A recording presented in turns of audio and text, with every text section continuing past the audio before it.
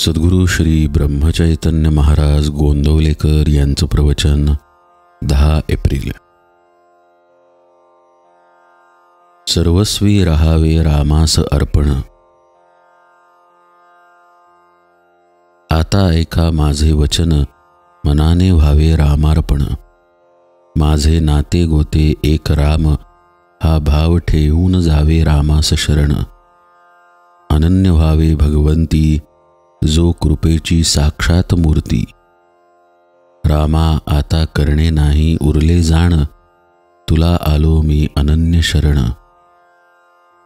सुखदुःखाचा दाता, सत्य नाही दुजा आता. जाणिवेने जैसे घ्यावे, तैसे मनाने सुखदुःख भोगावे.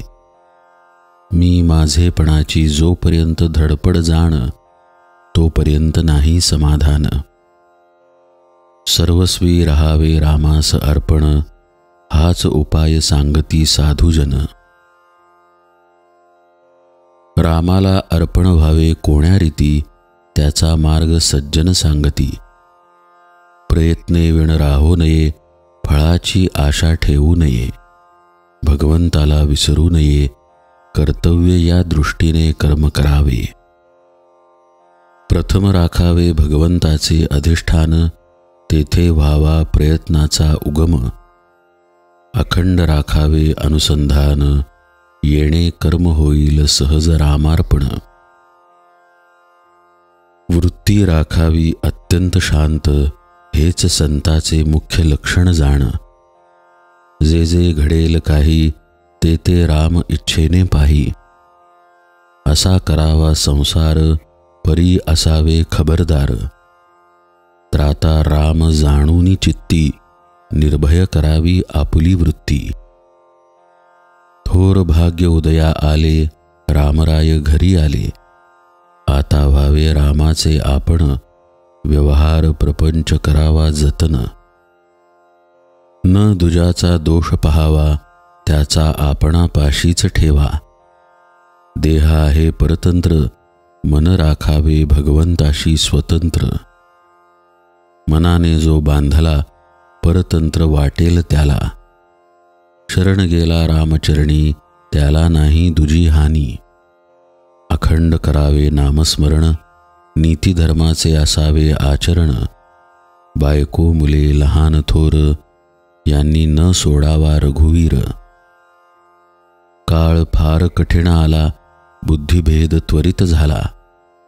आता सांभाळावे सर्वांनी आपण, रामावीण न जाऊ द्यावा क्षण.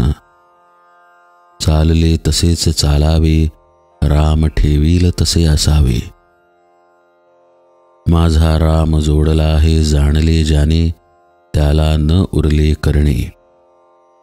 राम ठेवील ज्या स्थितीत, त्यात समाधान मानावे.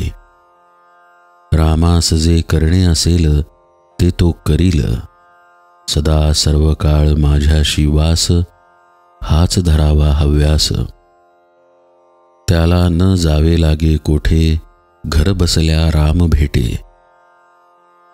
जो करी रामपदांबुज चिंतन, तयास नाही यमाचे बंधन. संताची सेवा केली, महद्भाग्य घरी आले. एका परमात्म्याशिवाय नाही कोणास शरण. तोच खरा धन्य धन्य, संताचे मर्जीने वागल्यास, कल्याण होईल खास. अखंड राखावे अनुसंधान, येणे कर्म होईल सहज रामार्पण. जानकी जीवन स्मरण जय जय राम.